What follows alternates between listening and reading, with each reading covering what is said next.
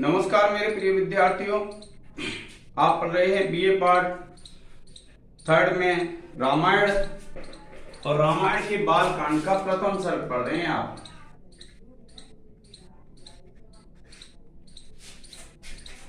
रामायण के बालकांड का प्रथम सर्ग पढ़ रहे हैं विद्यार्थियों। और रामायण के बालकांड का जो प्रथम सर्ग है उसमें संक्षिप्त रूप से रामायण का वर्णन है। आज से पहले जो हमने पढ़ा उसमें क्या स्थिति थी? उसमें यह स्थिति थी कि जो बाली है उस बाली के विषय में सुग्रीव ने श्री राम को बता दिया था और श्री राम ने अपनी जो व्यथा थी वो शुरू से लेकर के अंत तक को उसको सुग्रीव को बता दी। अब उन दोनों में अग्नि को साक्षी मान करके मित्रता हो गई और भगवान श्री राम ने बाली को मारने की प्रतिज्ञा की और बाली को मारने के बाद प्रतिज्ञा के बाद उस सुग्रीव को भगवान श्री राम के बल पर शंका थी और भगवान श्री राम के बल पर शंका थी, इसलिए वह जो सुग्रीव है उसने एक दुंदुभि नामक राक्षस का शव, उसका जो कंकाल था शरीर का, वह भगवान श्री राम के लिए दिखाया और भगवान श्री राम ने अपने एक अंगूठे से उस राक्षस के शरीर को अनेक योजन दूर फेंक दिया और 10 योजन दूर जब फेंक दिया उसके बाद क्या है, पहाड़ की तलाई में 7 साल के वृक्ष थे। उन साल के वृक्षों को भी क्या किया, भगवान श्री राम ने अपने एक बाण से उनको भेद दिया। तब सुग्रीव को यह विश्वास हो गया कि भगवान श्री राम उस राक्षस बाली को मार सकते हैं। तब क्या होता है, उसके बाद की जो घटनाएं देखिए कि ततो अगर्जत हरिवरः सुग्रीवो हेम पिंगलः तेन नादेन महता निर्जगाम हरीश्वरः। देखिए ततः माने उसके बाद, किसके बाद? जब सुग्रीव को यह विश्वास हो गया कि जो बाली है उस बाली को श्री राम मार सकते हैं, तो तथा उसके बाद अगर्जत गर्जना की हरिवरः, जो हरि कहते हैं बानरों को, तो हरिवरः जो बानरों में श्रेष्ठ था, सुग्रीवो जो सुग्रीव था, हेम कहते हैं सोने को, पिंगलः माने पीला, जो सोने के समान पीले रंग का था, ऐसा जो सुग्रीव था। क्या कहा कि जब सुग्रीव को यह भरोसा हो गया कि श्री राम बाली को मार सकते हैं, तो श्री राम जो वह राम को लेकर के वहां गया ही था, आपको मैंने इससे पहले बताया। तो वह जो सुग्रीव है वह वहां जाकर के गर्जा का मतलब उसने वहां गर्जना की। ततः इसके बाद अगर्जत गर्जा हरिवरः, जो सुग्रीव था, सुग्रीवो हेम पिंगलः, कि जो सोने के समान पीले रंग का था, ऐसा जो सुग्रीव था वह वहां जाकर के उसने गर्जना की। तेन नादेन महता, उस नाद से, उस ध्वनि से, तेन नादेन महता, उस नाद से, उस ध्वनि से निर्जगाम बाहर निकला हरि ईश्वर, जो बानरों का स्वामी था। कौन था? ये जो हरीश्वर आया है वो किसके लिए आया है? बाली के लिए। कि जब सुग्रीव ने वहां जाकर के गर्जना की और सुग्रीव जब वहां जाकर के गर्जा, तो क्या था, उसकी गर्जना को सुनकर के जो किष्किंधा नाम की गुफा थी, उस किष्किंधा नाम की गुफा से वह जो बाली है वह बाहर निकला। यही है इसमें, देखिए क्या कहते हैं, ततो अगर्जत हरिवरः, कि उसके बाद गर्जना की हरिवरः, यानी जो बानरों में श्रेष्ठ था, ऐसे उस सुग्रीव ने हेम पिंगल कहते हैं जो सोने के समान पीले रंग का था, तेन नादेन, उस नाद से, उस ध्वनि से, महता निर्जगाम हरीश्वरः, कि उसके बाद क्या है कि वो जो हरीश्वर था, जो बानरों का जो स्वामी था, वह जो बाली था वह बाहर निकला। देखिए क्या कहते हैं कि किष्किंधा नगरी में पहुंच जाने के बाद सोने के समान चमकते हुए सुनहरे शरीर वाले और वानर जाति में श्रेष्ठ सुग्रीव ने जोरदार गर्जना की और सुग्रीव के द्वारा इस प्रकार से भयंकर रूप से किए गए सियानात को सुनकर वानरों का अधिपति बाली अपने राजमहल से निकल बाहर आया। जो वानरों का अधिपति था, जो बाली था, वह अपने उससे निकल करके क्या आया, बाहर आ गया। अब देखिए, जब आप इसकी व्याकरण टिप्पणी लिखेंगे तो व्याकरण टिप्पणी लिखेंगे तो देखिए क्या लिखेंगे आप, पहले आप लिखेंगे ततो प्लस अगर्जत हरिवरः, तो यहां हो जाएगी आपकी पूर्व रूप संधि। ततो अगर्जत हरिवरः कि उसके बाद वह जो वानरों में श्रेष्ठ था वह गर्जा, तो इसमें पूर्व रूप संधि हो जाएगी। सुग्रीव, सुग्रीव शब्द हो जाएगा प्रथमा विभक्ति एक वचन। और तेन नादेन आप इनको लिख देंगे, विशेषण विशेष संबंध है। और यहां भी देखो, यहां अगर्जत प्लस हरिवरः, यहां हल संधि हो जाएगी। और इसके बाद देखिए निर्जगाम है, निर्जगाम में आप लिखेंगे निरुपसर्ग गम धातु लिट लकार प्रथम पुरुष एक वचन हरीश्वर, हरीश्वर में आप लिखेंगे हरि प्लस ईश्वर, हरि प्लस ईश्वर, ये राप्य हिरस्व ही हो जाएगी प्लस ईश्वर, ये दीर्घ संधि हो जाएगी। और फिर देखिए अब अगला श्लोक देखिए आप क्या कहते हैं, अनुमान्य तदा ताराम सुग्रीवेण समागता निजगांच तत्रैनम तत्सरेण एकेन राघवः। क्या कहते हैं कि तब राजमहल से बाहर निकलते समय बाली ने अपनी पत्नी तारा को अच्छी तरह से मना कर संतुष्ट किया और सुग्रीव के पास आकर उसके साथ युद्ध किया। दोनों भाइयों के इस युद्ध में अंततः रघुकुल में उत्पन्न श्री राम ने बाली को एक ही बाण में निश्चित रूप से मार दिया। क्या कहते हैं, अनुमान्य तदा तारा, जो बाली की पत्नी थी तारा, वह बाली से मना कर रही थी सुग्रीव को युद्ध करने के लिए, यानी बाली से यह कह रही थी कि आप सुग्रीव से युद्ध मत करो। तो उस बाली की पत्नी ने उस बाली ने अपनी पत्नी को समझाया और समझा करके अनुमान्य तदा, तब जब उसने अपनी पत्नी को समझा दिया, किसको, तारा को, सुग्रीवेण समागतः के उस सुग्रीव से आकर के मिला। जब उसने अपनी पत्नी को समझा दिया और जब उसने अपनी पत्नी को समझा दिया तो वह अपनी उस सुग्रीव से आकर के मिला और ततः निजगान च तत्रैनम सरेण एकेन राघवः, कि निजगान माने मार दिया, तत्र माने वहां पर, एनम माने इसको, किसको, उस बाली को, सरेण एकेन राघवः, कि जो भगवान श्री राम थे, जो राघव थे, उन्होंने एक ही बाण में उस बाली को मार दिया। इसमें क्या है कि अनुमान्य तदा ताराम सुग्रीवेण समागतः, कि जब सुग्रीव वहां पर जाकर के गर्जा किष्किंधा पे, और किष्किंधा पे जाकर के वह जब गर्जा तो क्या हुआ, उसने उसकी जो पत्नी तारा थी उस बाली से मना कर रही थी युद्ध करने के लिए, किंतु उस बाली ने अपनी पत्नी को मनाया और मना करके फिर आकर के उस सुग्रीव से युद्ध किया। और जब बाली और सुग्रीव का युद्ध हो रहा था तो तब राघव अर्थात श्री राम ने एक ही बाण से उस बाली का वध कर दिया। यही देखिए कि निजगांच तत्रैनम सरेण एकेन राघव, कि वो जो राघव थे, जो राम थे, उन्होंने एक ही बाण में उस बाली को मार दिया। क्या कहते हैं, निजगांच तत्रैनम सरेण एकेन राघव, कि जो राघव थे, जो श्री राम थे, उन्होंने एक ही बाण में उस बाली को मार दिया। निजगांच तत्रैनम सरेण एकेन राघव, कि उस राघव ने, श्री राम ने एक ही बाण से क्या किया, उस बाली को मार दिया।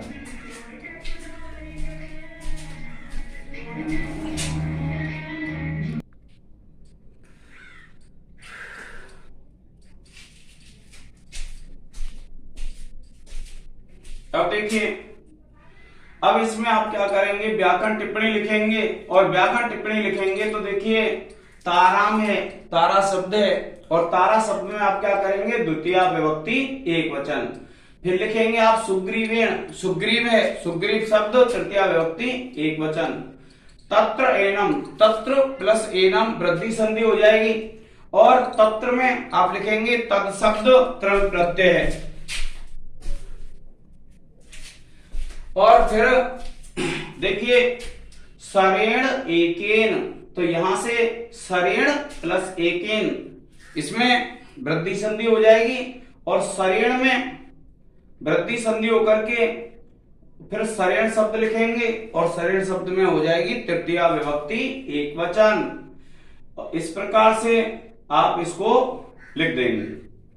अब देखिए फिर क्या कहते हैं, ततः सुग्रीव वचनात् हत्वा बालिनम आहवे, कि ततः माने इसके बाद, सुग्रीव वचनात् हत्वा बालिनम आहवे, कि सुग्रीव वचनात्, सुग्रीव के वचन से, हत्वा माने मार करके, बालिनम बाली को, आहवे युद्ध में।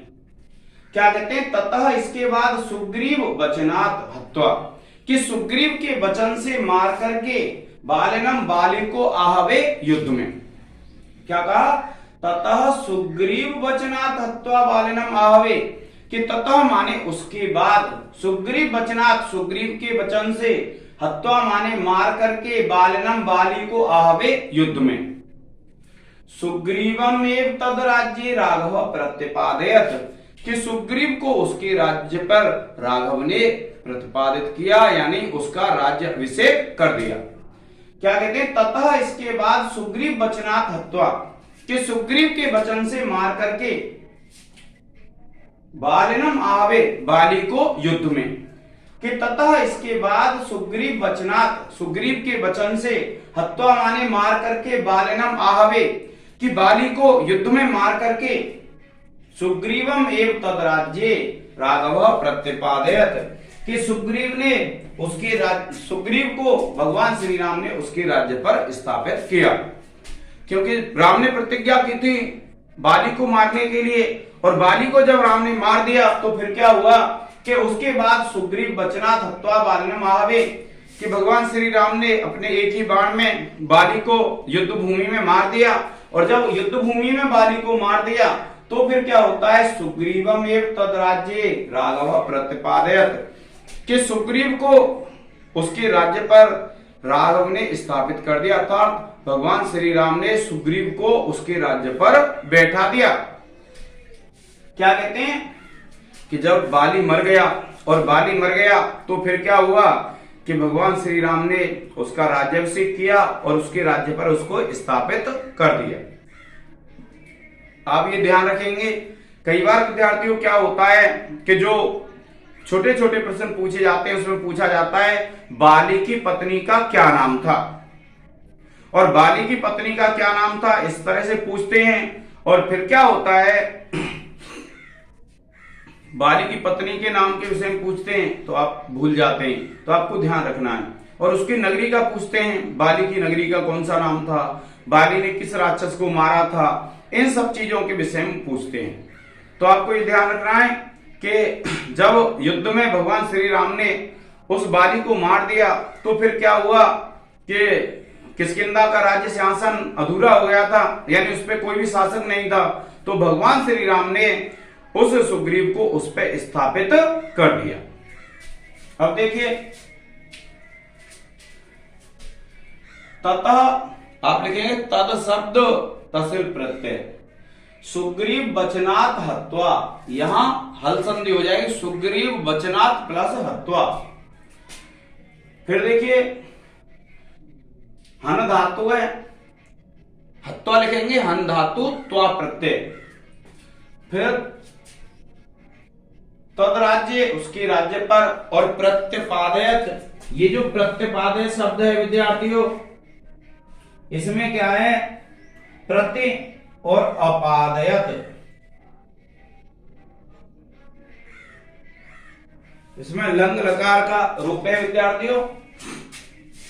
तो क्या कहते हैं, अब देखो ये है श्लोक हमारा, साच सर्वान समानीय वानरान वानरसव दिशा प्रस्थापयामास दिद्रच्छो जनक आत्मजाम। इस श्लोक पे विद्यार्थियों छोटे प्रश्नों में कई बार प्रश्न पूछा गया है और ऐसे पूछा गया है कि सुग्रीव ने राजा बनने के बाद सबसे पहला काम कौन सा किया।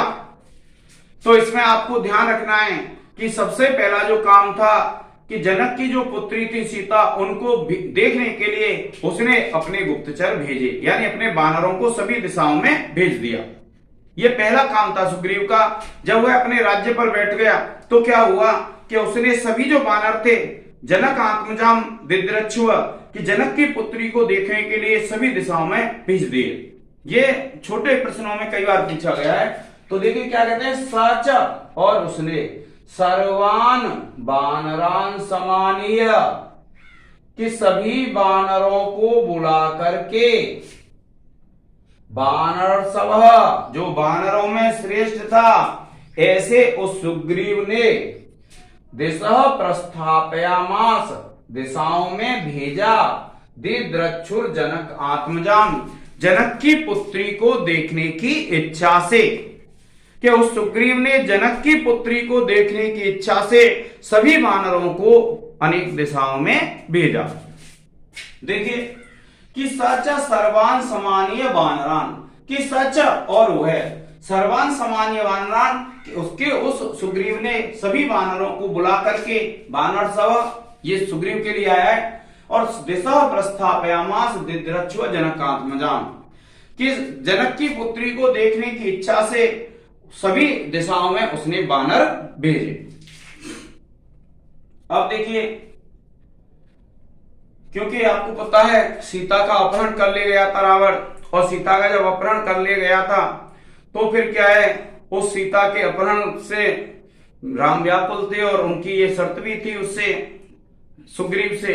तो सुग्रीव जब राजा बन गया तो उसने अपने सभी वानर बुलाए और सभी वानरों को बुला करके उसने सभी दिशाओं में सीता को ढूंढने के लिए भेज दिया। कि वानरों में सर्वश्रेष्ठ उस सुग्रीव ने राजा जनक की पुत्री सीता को देखने अर्थात उसकी खोज करवाने की इच्छा वाले होने से किष्किंधा में विद्यमान सभी वानरों को बुला करके सभी दिशाओं में अच्छी तरह से भेज दिया।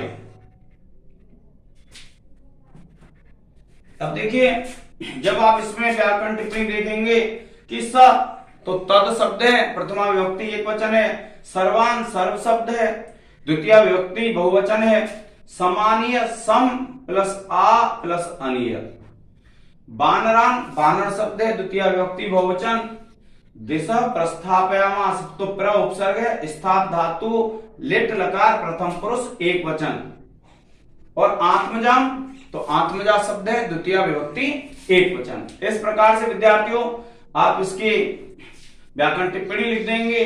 और छंदों के बारे में मैंने आपको बताया, ये इसमें कौन सा छंद है, अनुष्टुप छंद है विद्यार्थियों। आप इसको एक बार पढ़ लें।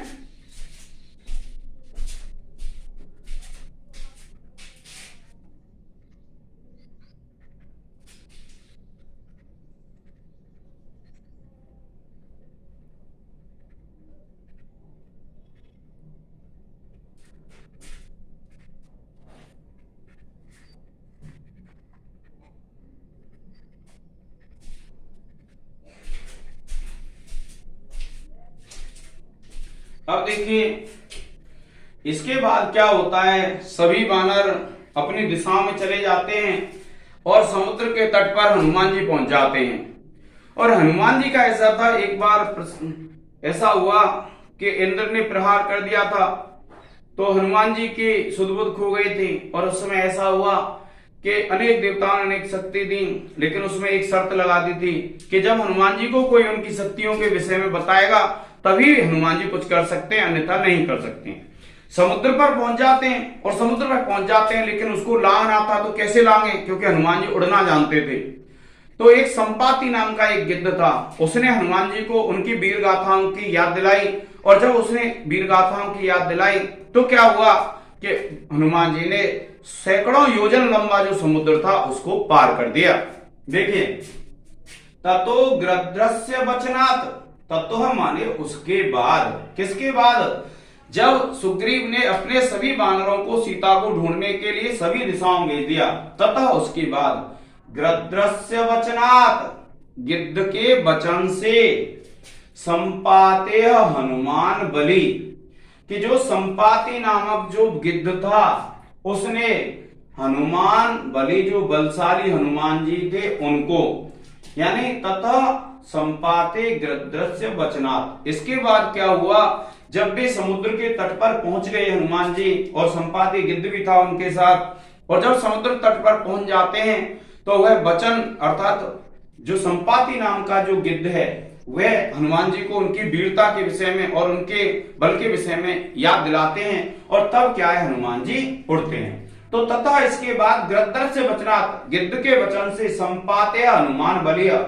कि जो संपाति नाम का गिद्ध था उस गिद्ध ने हनुमान जी को क्या है, उनके बल के विषय में याद दिलाया, और 7 योजन विस्तीर्णम, और उसके बाद सैकड़ों योजन जो लंबा था, ऐसे उस उपलवे लवण आड़वम, उस समुद्र को हनुमान जी ने पार किया, कि जो सैकड़ों योजन लंबा था, 7 योजन विस्तीर्णम, जो सैकड़ों योजन तक फैला हुआ था, ऐसे उस समुद्र को हनुमान जी ने पार किया। क्योंकि हनुमान जी को यह वरदान था कि जब उनकी शक्ति का किसी को कोई स्मरण कराता था तभी वह अपनी शक्ति का प्रयोग कर सकते थे। तो इसमें क्या कहा है कि जब सुग्रीव ने सभी वानरों को सभी दिशाओं में सीता को ढूंढने के लिए भेज दिया, तो जिस दिशा में हनुमान जी गए वह समुद्र था, अब उसको कैसे पार करें, क्योंकि उनको तो स्मरण ही नहीं था अपने उड़ने आदि का। तब संपाति नामक एक गिद्ध थे, उन्होंने हनुमान जी को उनकी वीरता के विषय में याद दिलाया, तो फिर हनुमान जी ने सैकड़ों योजन लंबे समुद्र को पार किया। ठीक है विद्यार्थियों, आप इसका एक स्क्रीनशॉट ले लें। अब देखो, ततः कहते हैं तद शब्द तसिल प्रत्यय, गृध्र शब्द है षष्ठी एक वचन, वचनात् वचन शब्द है पंचमी एक वचन, संपातेह ये रा हट जाएगा, यहां विसर्ग लग जाएगा, संपातेह हनुमान, तो विसर्ग संधि हो जाएगी। और अब देखिए लवण आड़वम, लवण प्लस आड़वम, यहां हो जाएगी दीर्घ संधि। ठीक है विद्यार्थियों, आप इसका एक स्क्रीनशॉट ले लें।